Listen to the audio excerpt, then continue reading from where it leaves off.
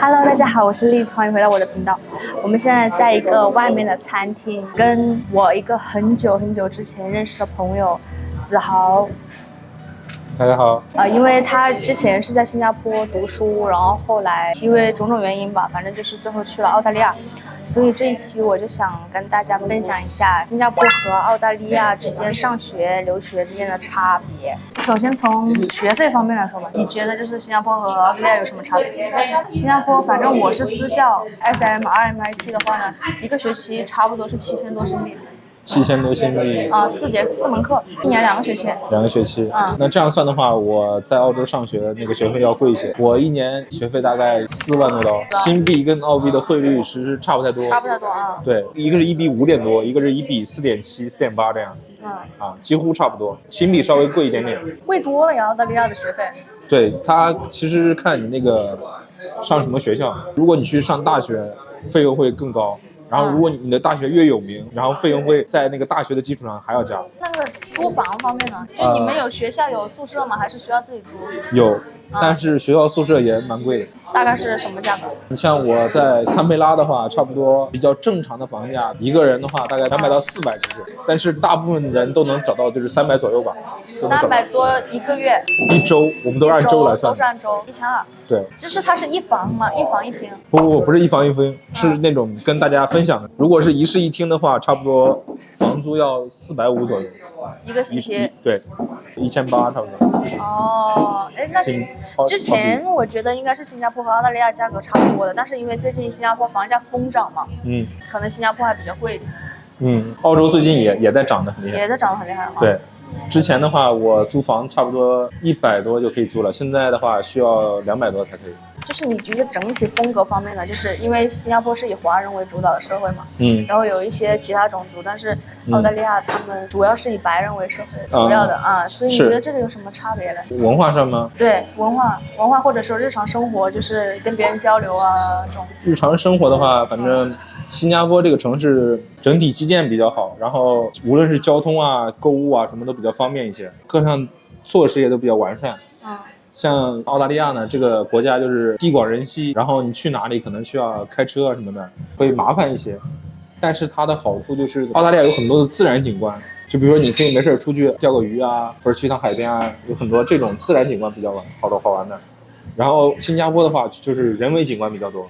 对，因为新加坡只有那么大，它不可能有太多的自然景观。然后个人觉得吧，我觉得新加坡留学跟澳洲留学的很大的一个区别就是，一个可以打工，一个不可以打工。对，新加坡留学是不可以打工的。对，新加坡留学是不可以打工的，就是我会发现很多在新加坡留学的留学生，在经济压力上其实是更大的。因为虽然就是即使在澳洲那个学费更贵的情况下。有不少其实那个澳洲学生他们是可以通过打工来付掉自己的一部分学费的，或者是付掉就是自己的日常开销的，对家里的依赖会少一些。是的。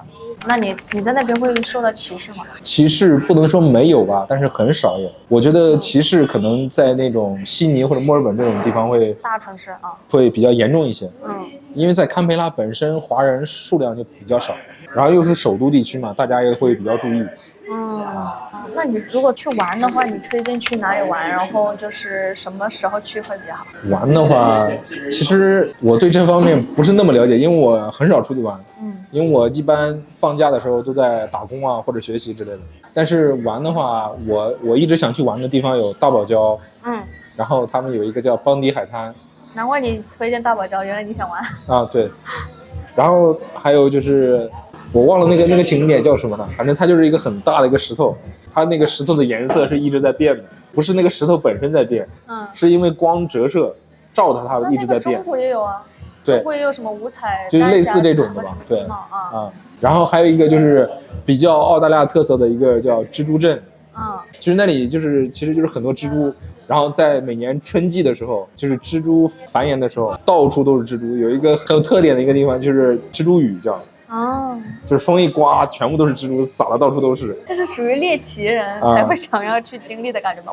反正我是不想去啊。那个蜘蛛症。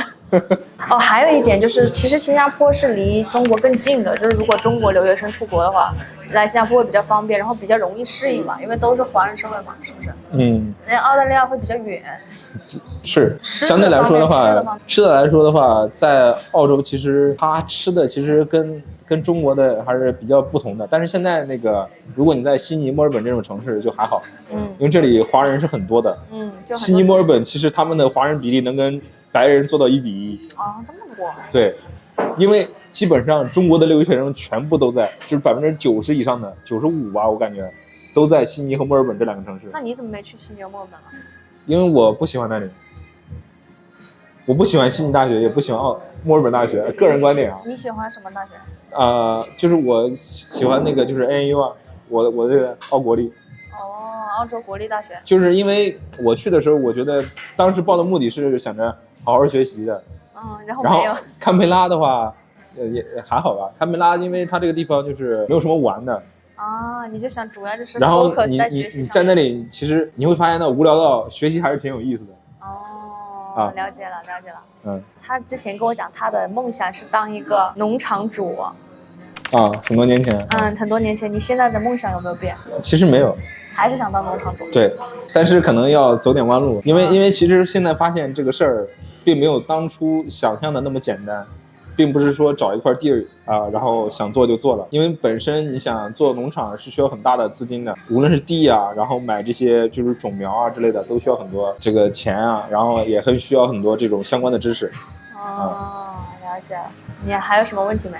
我觉得就是我个人觉得新加坡跟澳大利亚很大的一个区别就是新加坡就是它是一个比较快节奏的城市，然后澳大利亚是相反的，新加坡它更像一个中西融合的地方。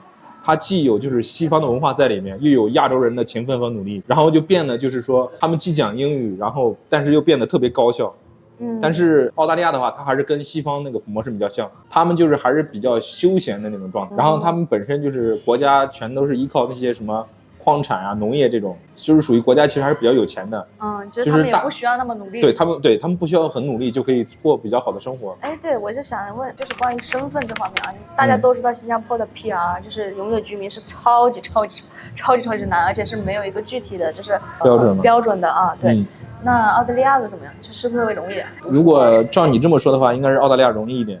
但是也不存在说那种短平快拿到 PR 的方式，也是需要就是你慢慢的在那边，也是需要你就是慢慢读书工作，还不能是打工，你必须要干那种比较技术含量的。他们有一个移民清单，你必须在那个单子上的那种工作才可以。但是它至少还有一个就是它是有固定标准，它是有固定标准的。新加坡是完全没有，什么都没有，就是你就是靠天嘛，不知道靠运气了其实我个人还是蛮想去澳大利亚旅游的，然后因为我还没去过，本来是准备今年12月去，但是听说最近太多的人去澳大利亚，所以那个他们的签证特别难通过。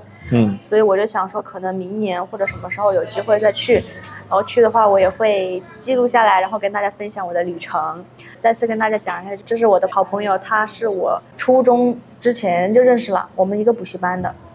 他也是很努力。从他离开新加坡到澳大利亚学习之后呢，他是5年多5、6年再次回来新加坡，我们就一起约了见个面吃个饭，然后顺便跟大家录一期视频，就是分享一下新加坡和澳大利亚的具体差别。那么如果没有更多问题的话，我们这期就到这里就结束啦。有什么想说的想讲的可以随时在评论区留言。如果你们对新加坡和澳大利亚有什么任何的问题，也可以私信我，或者说在下面留言，我会尽可能回答的。那么我们这一期就到这里结束啦，我们下期再见，不见不散。拜拜。